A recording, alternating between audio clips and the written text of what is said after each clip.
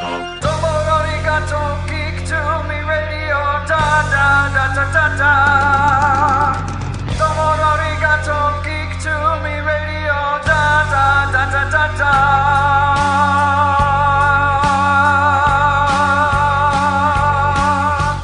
Welcome, welcome, welcome, geeks and nerds, girls and boys, to a brand new edition of Geek to Me Radio.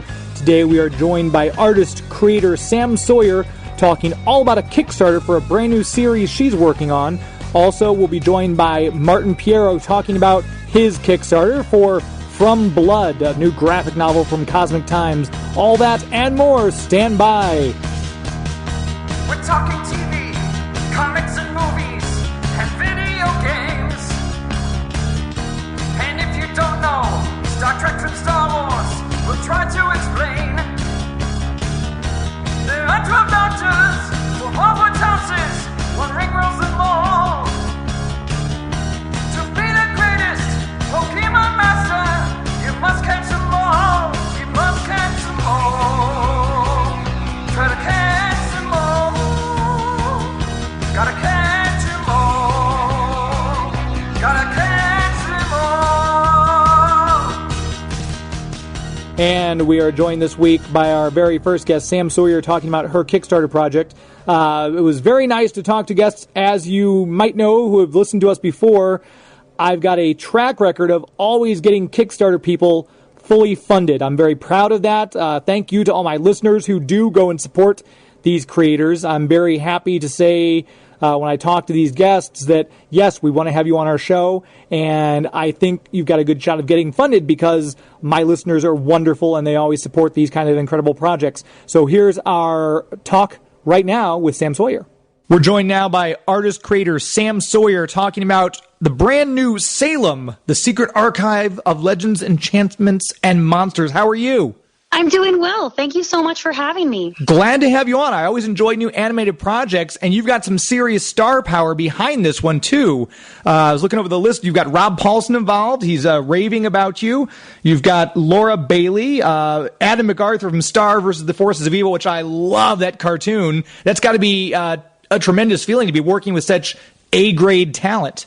Oh, it's insane. It's even still after a couple months of really getting the ball rolling. It's so just like, wow, I still can't believe this is happening. Like sometimes I kind of catch myself. I'm like, wow, like, did that actually just happen? Did I just have lunch with Rob Paulson? I mean, this is, you've done a lot of art, a lot of other projects and everything like that, but talk a little bit about the genesis of the idea for S.A.L.E.M, and then we'll kind of get into where the ball went from there. Yeah, totally. So the original idea for S.A.L.E.M actually sparked from a drawing that I did when I was in middle school. It was this cute little drawing of a monster with 4 eyes, and it was all black with limbs and sparkly and just kind of this weird looking creature. And pretty much from there, I wanted to create a story revolving all around this monster and what they did and who they were. And, you know, to tell a story about the monster rather than a human. And so that's kind of where the general idea kind of originally came from. And then from there, I spent a good 5 or 6 years kind of really developing the idea, creating the world and the story and where I wanted it to go. And it kind of all really happened naturally. And that's my favorite part about it. Yeah, it's very organic, but I got to say that's some very patient levels on your end, because normally if something doesn't happen for me, if it doesn't pan out in 4 days, I'm like, all right, moving on to something else. So good for you for sticking with it for that long. That's and obviously it's paid dividends, your patience. It has, yeah. It was a nice lesson in patience. I was in middle school when I first developed it, so of course, being young, there wasn't really much I could do with it anyway. And so, if anything, I was really glad that I was patient enough to let it happen when it was meant to be, rather than trying to push it when I was 16 or 17 and not know anything or have no idea what I was supposed to be doing. Sure, exactly. And talking about you originally are from Phoenix, you moved to Los Angeles. Was the move kind of intended to, okay, let's see if I can network more and get more development moving there? Because so much animation is done from people's homes with all the advances in technology and everything like that. What prompted the move to L.A.? So I lived in Los Angeles when I was 18 years old, and I absolutely loved it. A couple years ago, I was really into the world of acting and live action film and everything like that. And so originally I thought my path was going to lead me down the world of, like being an actor on screen. But, just life always tends to pull us in different directions. And I really found myself vibing and clicking in the world of animation and in the world of art. And so I decided to kind of switch gears and go back to my roots, which was drawing and creating. And, like doing comic book conventions and doing artwork, you didn't have to be anywhere. You could do it all from your home, kind of like what you were saying with animation. You don't have to be in a certain spot. And so that's what I was doing for a little while. But honestly, I fell in love with Los Angeles when I lived here the first time. And I know a lot of people can say, like, oh, like, LA is gross. Like, it's not that fun. Like, why do you want to be there? But what I tell everybody, especially with LA, is just that it's such a magical city. Like, it is so, if you look past, obviously, like, the fires and just sometimes, that there's certain parts of the city that aren't very clean. Which of course is with any city. It's just, there's so much magic and potential here. Like, you can literally just be walking down the street and meet someone that has the same exact energy and the same exact interests, and you can suddenly have an interview with this huge company the next day, or you might suddenly be working on a film that you weren't involved with yesterday. Like, there's just so much opportunity for things to happen. I love it. That vibe is just so good. And it's given you, obviously, the chance to network. You do a lot of conventions, though, which I've found conventions are great for networking as well. Is that where you started, seeing some traction from people taking notice of your work? Yes. Oh, yeah. I started doing comic book conventions a couple years ago, and just that's where I've met literally every single person that I've ever worked with, even including my executive producer on S.A.L.E.M. I've met like everything that I've done and everywhere that I've gone so far with pretty much my entire career has been because of comic book conventions. Yeah, I mean, and you get to see people. I mean, it's a great place to showcase stuff. A lot of indie talent are at these things too. Talk a little bit about getting people like Rob Paulsen and Laura Bailey and Adam MacArthur on board. How did that happen? And I guess talk about that a little bit. Yeah, of course. It's kind of funny. Like, I want to say the story is like super crazy and intense and involved with magic and sacrifices and all this insanity, but it was actually really, really, really simple.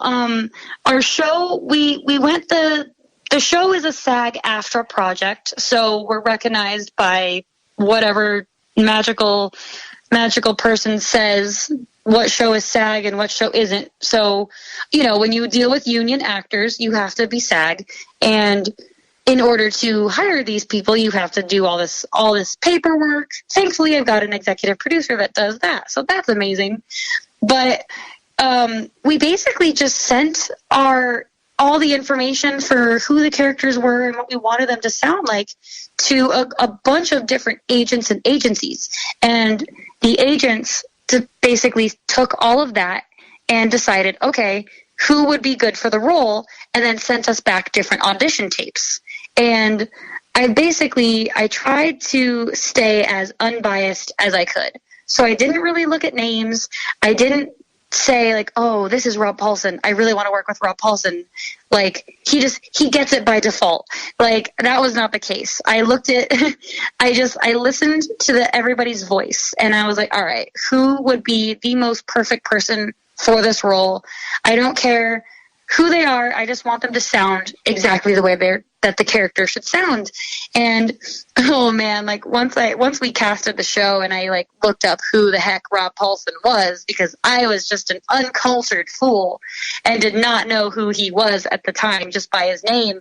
And then I was like, oh my gosh, I can't believe who I'm working with. Oh, it was so exciting. So it was literally almost like blind casting. You had no idea who these people were. You were just hearing their voices and said, yeah, that sounds like the character. And yeah, this sounds like the perfect voice for this role. Yeah, exactly. Wow. I wanted it to be right. You know, I didn't want to make a decision based on like, oh my gosh, I really want to work with this person, you know? That's incredible because, I mean, like I said, that's almost like winning the lottery in a way because you didn't particularly set out to pursue this level of talent, and yet just by your pick, this is what you ended up getting. That's amazing. Yeah, it's crazy. I had no idea who Laura was. I had no idea who Rob was. The only person I knew of was Adam, just because we had actually met at a comic book convention as well. So when I saw his name, once we had decided, I was like, oh my gosh, I know Adam. This is so cool. We've met a couple times. And if people go to YouTube, they can already see some of this. But you've got a Kickstarter campaign going in order to get the funding, I guess, to finish the first cycle of production. So talk a little bit about the Kickstarter and how that's been going and everything like that. And we're going to come back and find out what that goal is from Sam Sawyer right after this. Stand by.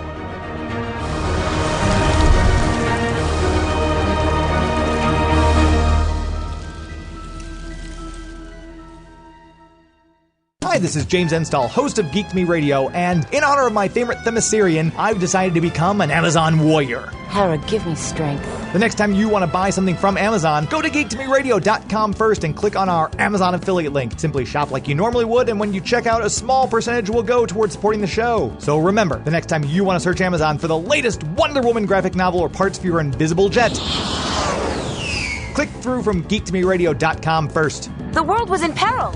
Would you have me stand by and do nothing?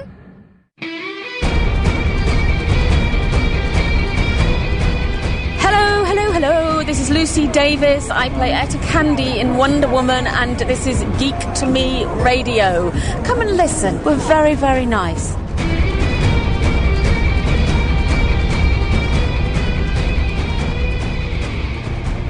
And we are back talking with artist, creator Sam Sawyer about the Kickstarter project for S.A.L.E.M.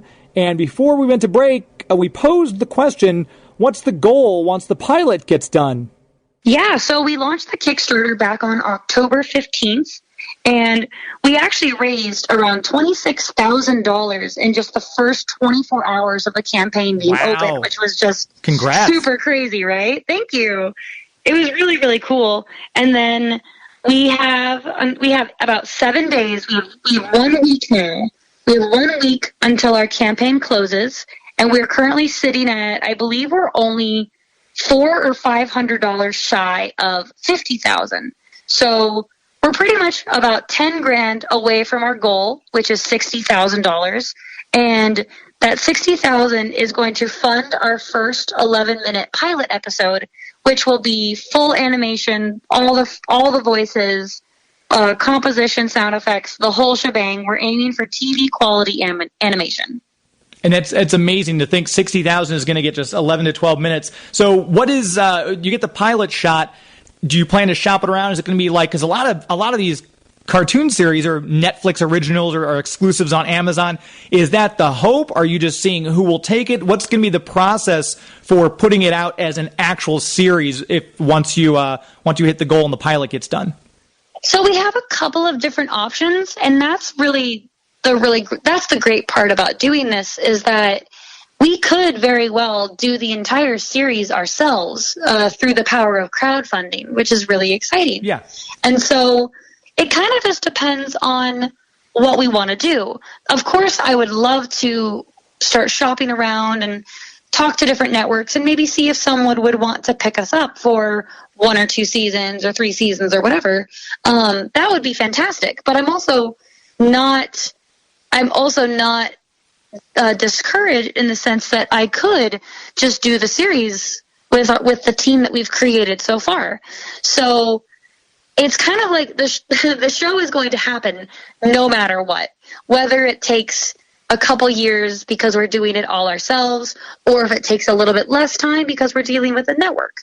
It kind of just depends on really like what happens, and of course obviously the interest in the show and how people enjoy it, because I mean I'm sure you've heard Critical Role, actually their Vox Machina was just picked up by Amazon for 2 full seasons, which is amazing. So it could very well be it could be a similar case. Like, oh, like this did so well on crowdfunding. We'd love to take care of the rest of your series. And it would be like, awesome. Like, that would be great. So I'm kind of playing it by ear. And you've already demonstrated, as we talked about in the first part of the interview, an incredible amount of patience. So it takes a little bit longer. Nothing wrong with that. Yeah, exactly. Like, and it's funny because I may be patient, but I'm also extremely impatient. So I always like to stay in motion, and I always like to just make things happen, which is kind of why we're here in the first place, because we did originally want to just pitch the show and shop it around with different networks, but that can take years, and we didn't want to keep all the people that were following the series and the story already in limbo for who knows how much longer. And so at the very least, we really want to bring people this first episode just to show them, hey, this is what we can do. We're making this happen, and you're a part of it. And there's also the fact that if you were to do it yourself through your own funding in-house without going to a network or an outlet like Amazon or Netflix, you'd have a lot more creative control, which is another huge upside. Yeah, exactly.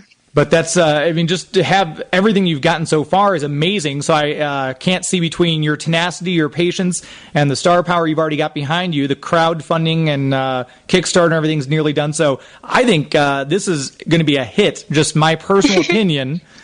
But kudos on everything you've done. Tell people, I know the website, thesalemseries.com. There's links to the YouTube. Where if people want to find out more about you, do you have an upcoming convention schedule? Are you on the Instagrams and the Twitters? Yes, I am. If you look up on Twitter and Instagram, you can find me at Sam Sawyer. So, and Sawyer is spelled the way that you would spell Tom Sawyer, which is Sawayer. And pretty much from there, you can see a bunch of my different artwork, a bunch of the different comic book conventions that I'm going to be doing. I'm actually flying to Reno tomorrow for Reno Pop Culture Con. So I'm really excited about that. I believe it's my last convention of 2019, just because it's time to start gearing up to do some S.A.L.E.M stuff as soon as the Kickstarter ends. Yeah, which is super exciting, but also nerve-wracking, because it's the end of the campaign. We're almost done. Yeah, I will say if you're looking ahead at 2020, just my 2 cents, some really great cons. Terrific Con in Connecticut gets my full stamp of approval, and Planet Comic Con in Kansas City. If you've not been to that one, that's another great convention. Oh, yeah. I have looked into Planet, and I think I'm on the wait list, so we'll have to see what happens. Oh, great. That'd be cool. And we should mention, too, before I let you go, we didn't mention much of the plot, which the plot itself for the Secret Archive of Legends, Enchantment, and Monsters is very cool. And talk a little about the characters, non-binary character, which people love to see themselves, someone they can relate to. And I think the fact that you've got a non-binary featured character is going to help a lot of people identify with that particular character as well. So talk a little bit about the project itself, the plot. Yeah, of course. So basically the entire plot of our story is centered around a young cryptid whose name is S.A.L.E.M.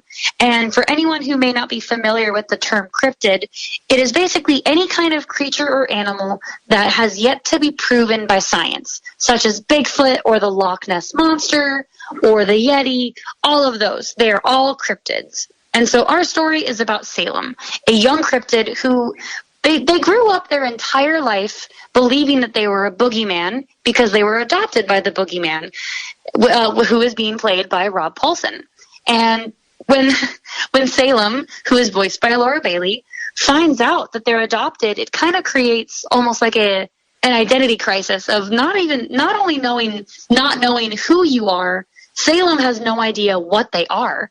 And so it sparks this adventure and this basically call to action to go and seek out who and what they are.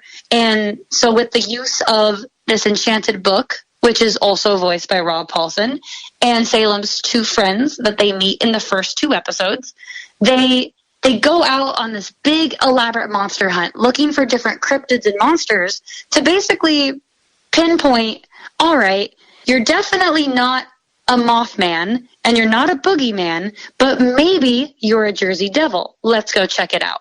So it's kind of it's just one big crazy monster hunt with 3 kids on a crazy adventure but also with the undertones of finding out who you are, searching for your identity, finding your family, and overcoming those hurdles of being a young 13, 14-year-old in such a crazy world. Absolutely perfect. And once again, we should say the SalemSeries.com, at Sam Sawyer on Twitter and Instagram, and there's still time left if you want to help knock them over. I think you said there's $400 or $500 left to go. $400 or $500 from 50,000, and then we're just 10,000 shy from our final goal. Perfect. So 7 days left. If you're hearing this right now, probably less because we interviewed a couple days before. So if you're hearing this right now, go check it out on Kickstarter. The link to Kickstarter is on the SalemSeries.com website as well, correct? Yes, actually, the SalemSeries.com will redirect you right to Kickstarter, and then if also you want to just go on to Kickstarter directly, if you type in Salem, will be the first thing that pops up. Perfect. Sam Sawyer, it's been great talking to you. Thanks so much for your time. Continued success, and I can't wait to see how this all turns out. Thank you so much. Me too, honestly. I'm excited to see what happens in the next week. Perfect. Best of luck, and we'll hopefully catch up with you soon once you've gone to series. Sounds fantastic. My thanks once again to Sam Sawyer for being on air. If you want to support that Kickstarter, make sure you go check it out. Just type in Salem or type her name. We will also provide a link on our page on Twitter if you want to contribute and make sure they are fully funded and get that project happening. A lot of great people attached, and we always love to see these indie projects get fully funded. We're going to take our next break. We still have Martin Pierro to get to after this, so stand by.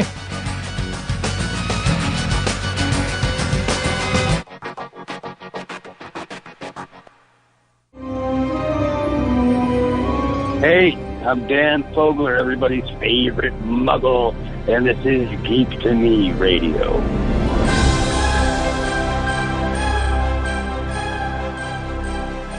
And we're back. This segment brought to you by, and I really should say the whole show brought to you by the City of St. Charles, the Convention and Visitors Bureau of Greater St. Charles. You can just go to the website, discoverstcharles.com. That's discoverstcharles.com. An incredible place, picturesque. We just had some snow recently here, and it's gorgeous when it snows. It's this old area with the cobblestone streets, and they're getting ready to decorate it for Christmas, as I'm sure a lot of places around the country are. But we're truly fortunate to have such a unique place here, essentially in our own backyard. And I know a lot of you are listeners who are outside of the St. Louis area. We've even got international listeners, and that's okay because this is an event, Christmas Traditions in St. Charles, that people literally come from all over the globe for, and I don't exaggerate when I say that. It's a fantastic place to visit no matter the time of year, no matter what event's happening, and there's always something happening in St. Charles. I was fortunate enough to just last week attend an awards dinner.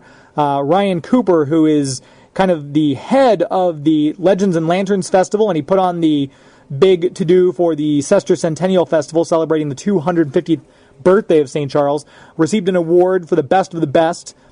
Great night at the Ameristar Casino and Banquet Center. It really makes you proud to be part of this, and I'm very proud that St. Charles sponsors this show because it's really a jewel. If you've not had a chance to visit, please do so. Plenty of places to stay while you're there, fantastic places to eat while you're there, and lots to see, lots to do for everyone. If you are in the St. Louis area and you haven't gone to, then you've really got no excuse at all. Head over the Blanchette Bridge, go check it out. As I said, the Christmas Traditions Festival will kick off the day after Thanksgiving and runs through Christmas Eve, so there's plenty of chances to see that. Their new and improved Krampusnacht on Wednesdays and Friday nights will be a lot of fun. And this is an all-family event. You hear Krampusnacht, it's not scary. Think merry, not scary. It's going to be a lot of fun and really a great time for the whole family. So check it out. Go to the website. Plan your trip now. Just check out all the things there are to see and do, whether you're from here, whether you're not from here. The website, again, Discover St. Charles. That's discoverstcharles.com. I'd also like to thank our other sponsor who's been with us for quite a while now, Marcus Theaters. We just went and saw Ford versus Ferrari there. We had the screening of that last week, and my executive producer, Joey V, went along. It was a great time. The big, comfy Dream Lounger seats, reclining back, get that popcorn, get a nice Diet Dr. Pepper, and enjoy a movie in first-class surroundings. This is the place I like to go. Ronnie's is one of the best in the area, but there's not a bad Marcus Theater either. I love the St. Charles Theater, a little bit closer to me, the renovated DePere Theater, or if you go to that big screen out there in Chesterfield. And I know I'm listing all these places in St. Louis. That's okay. 11 different states where you can find a Marcus Theater. So if you're not in the greater St. Louis area, fear not. There is probably a Marcus Theater or a movie tavern close to you. Check out their website, marcustheaters.com, to find where that location is. Buy your tickets right there online. See what movies are playing, what movies are coming out. Plan your entire movie trip. I'm one of those people who a movie trip is a religious experience for me. I love going. It's a thing. You can stay at home and watch movies all you want. It's not the same. You have that camaraderie of the crowd. There's the concessions, the walk to your seat. I love every single aspect of it. And I'm thrilled that literally the premier theater company in this area and in the region, Marcus Theaters, is a sponsor of my show. Very proud to say that. And hopefully they are proud to be affiliated with me as well. We will talk to hopefully Brett Hoffman from Marcus Theaters later on this month, talking movies. But check out the website again, marcustheaters.com, for more information about them, and we hope to see you at the movies. So I talk a lot about my sponsors, and obviously they're one of the reasons I have this show. You could be a reason to have this show. If you go to Patreon, patreon.com, search GeekToMeRadio. I am in a transition period right now where I'd love to be a different station or more stations. Every single bit of support I can get helps with that. Whether you're leaving me a 5-star glowing favorable review on iTunes to increase my visibility there, whether you're subscribing to my YouTube channel, whether you're following me on Twitter and Instagram at GeekToMeRadio, whether you're liking my Facebook page and keeping up with me there, facebook.com/GeekToMeRadio. All these are ways you can certainly help and support the show. If you'd like to help out a little bit more, though, go to Patreon and click on the link there. We have different donation features. These help me. We're getting ready to go to Louisville. Joey V and I are going to Louisville. He's not been with me to a convention yet. We're going to head off to Louisville, Kentucky to GalaxyCon. Very excited about that, with all the people I'll be able to hobnob with, like Catherine Tate, Chris Eccleston, our friend Mike Bell, who's been on the show before. Fantastic guests there. And that's how I get to some of these shows, through the support of my Patreon. So go to patreon.com, search for Geek to Me Radio, and help support the show that way. You can also go to Amazon. I'm going to put a link today up on the Twitter feed. Click that link when you shop at Amazon like you normally would. A small percentage of whatever you buy goes back to me, and doesn't take anything out of your pocket. You just shop on Amazon as you normally would. Click that link before you do so, and I'm going to get a small percentage of that sale, which, again, helps the show, helps me cover costs. I'd love to be able to pay Joey something. He works so hard, and I'd love to be able to give him something. So do it. Click on the Amazon link to shop. Click on the Patreon page, and, of course, we always encourage you to follow us at Geek to Me Radio on Twitter and Instagram, facebook.com/Geek to Me Radio, and YouTube. Find me there. Go to geektomeradio.com. All the badges and links are right there on the website. But I've yammered on enough. I don't want to take up more of your time. We want to get to these interviews we've got. So we're going to take this next break. We're going to come right back talking to Martin Pierro all about Cosmic Time's upcoming graphic novel, From Blood. Stand by.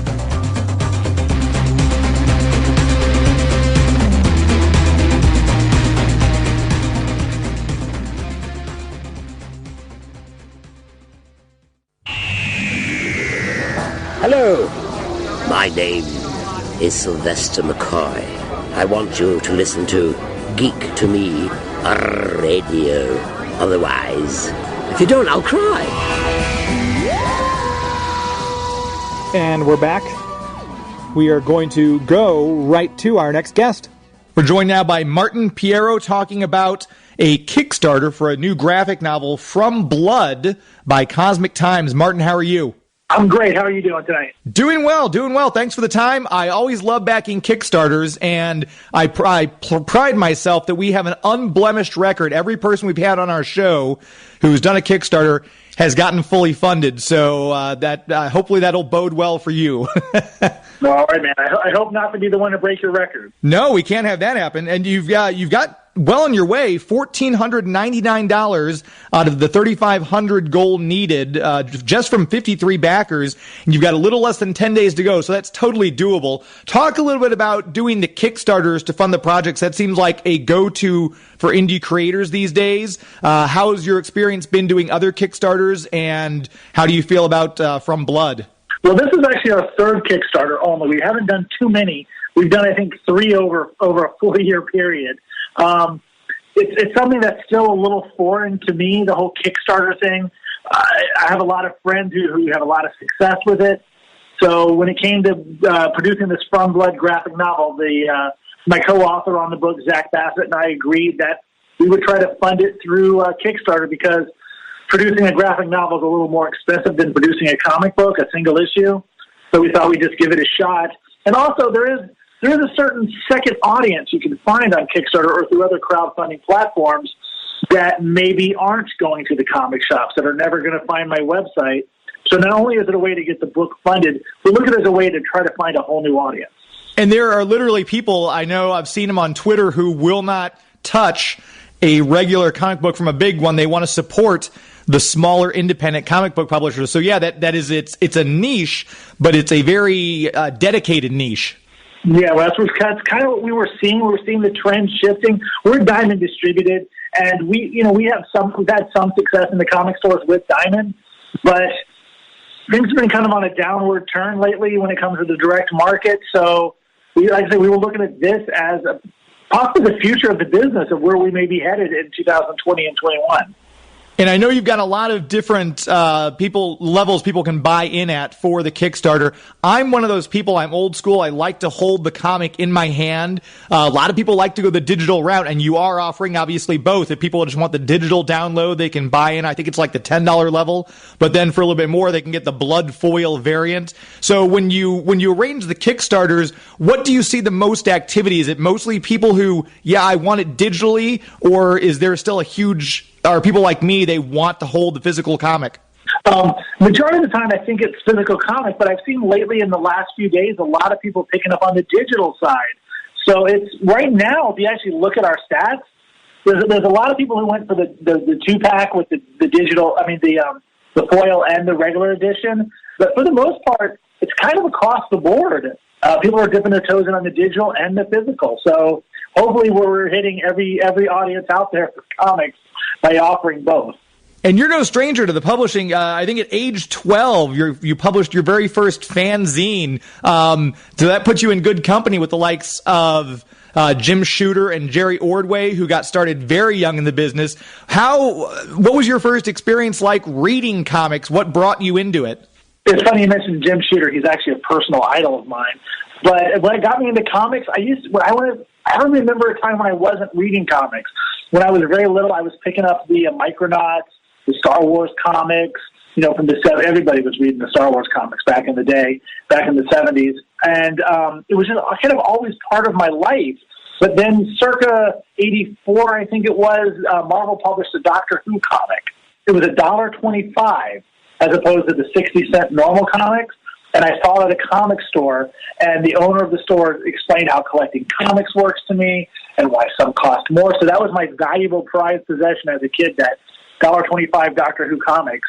And I learned how to collect comics from that.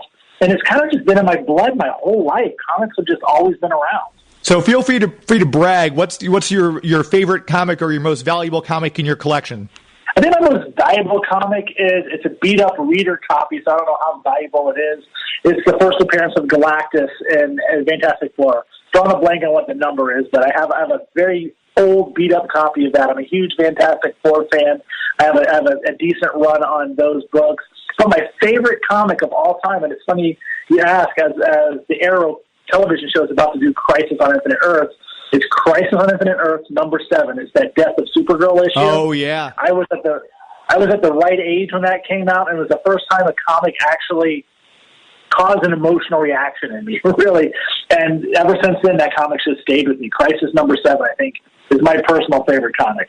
I mean, as a fan, and obviously on your end as a publisher and author, it's a great time to be in the business because we're seeing almost a brand new golden age, a renaissance with all of, like you mentioned, the Arrowverse shows, the movies are on the big screen, and there's such a variety of comic books out there. When you're writing and creating something new, what are your influences? What do you take into consideration when you're creating a product and when you're creating characters like the ones in From Blood? Well, I'll tell you mentioned Jim Shooter before. Jim Shooter, when he was at Marvel, had an edict that every comic, any issue of any comic could be someone's first comic ever. So you need to write that mindset. So with From Blood, again, and any time we put a book out, I always try to keep that in mind that this could be someone's first experience with a comic, and I take that very seriously. So when creating From Blood, we wanted to create a story that was whole. Well, first, to be honest with you, the original origin of the story came from Zach Bassett and James Wynott. I came in as the third writer to kind of finish off the story. But when creating a concept like that, we always look at the whole universe, that when someone picks it up, they're going to understand what the universe is and go for it. That's kind of what we look at. And it's Cosmic Times is the publishing company. The From Blood graphic novel, there's, as we mentioned earlier, just a little under 10 days to back that. It's 80 pages. You get the two different variants depending on what level you buy in at. So tell people a little bit about what From Blood is about.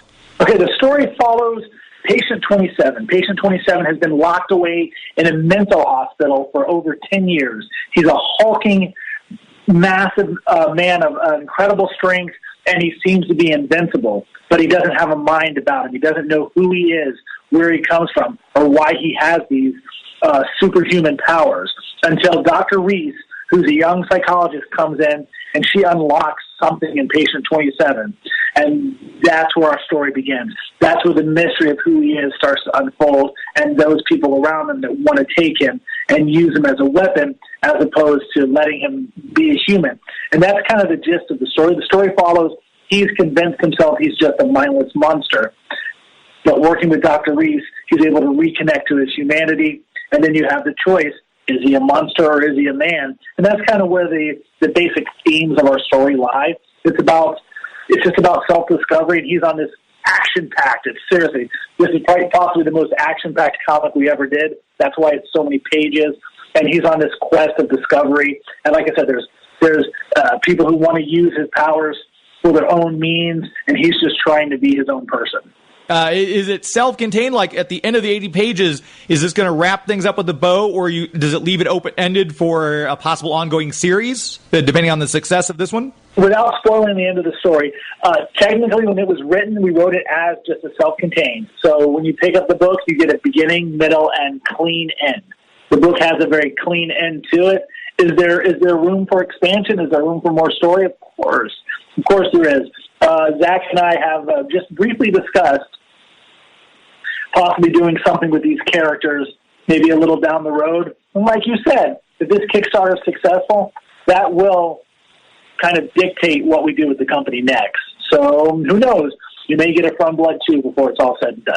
That would be awesome. Let's keep our fingers crossed. Like I said, I don't want to unblemish my record here of being having all the Kickstarters have been on here fully backed. So I think my listeners will hopefully jump in and help things out. The Kickstarter, again, if you go to Kickstarter, just search From Blood, easiest way to find it, yeah? Yeah, just like I say, search From Blood, and it comes up as From Blood, an 80-page action-adventure graphic novel. Or you can always go to our website, cosmictimes.net/From Blood, and you'll get it there as well. Perfect. Martin Pierro, it's been great talking to you. Continued success. I'll keep an eye on the Kickstarter. Hopefully we can get you to that goal, and I can't wait to see what comes out. All right, man. We're going to work hard to make sure we do not blemish your record. I appreciate that. Thanks very much. All right, man. You have a good night. My thanks once again to Martin Pierro for being on air with us. Cosmic Times, check out the website, and of course, help them get that goal funded for the graphic novel From Blood. A lot of cool perks like we talked about that you can get. So go to Kickstarter and hit that link for From Blood. We're going to take our last break, come back and wrap things up right after this. Stand by.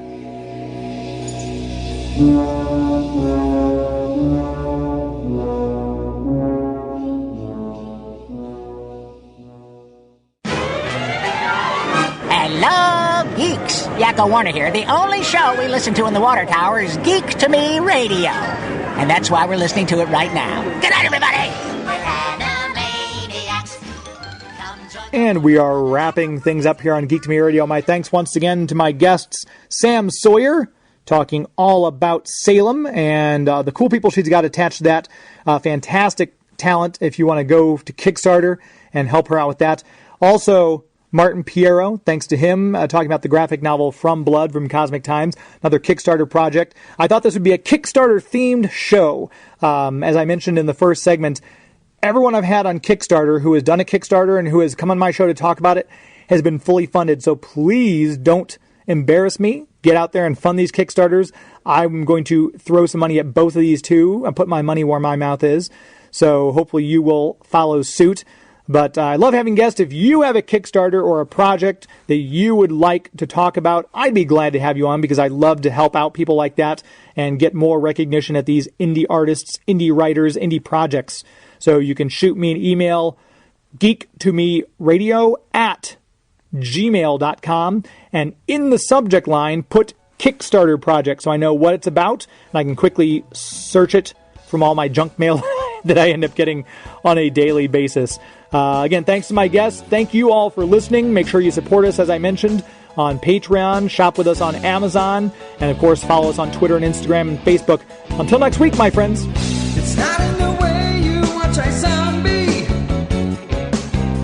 It's not in the way you watch The Flash.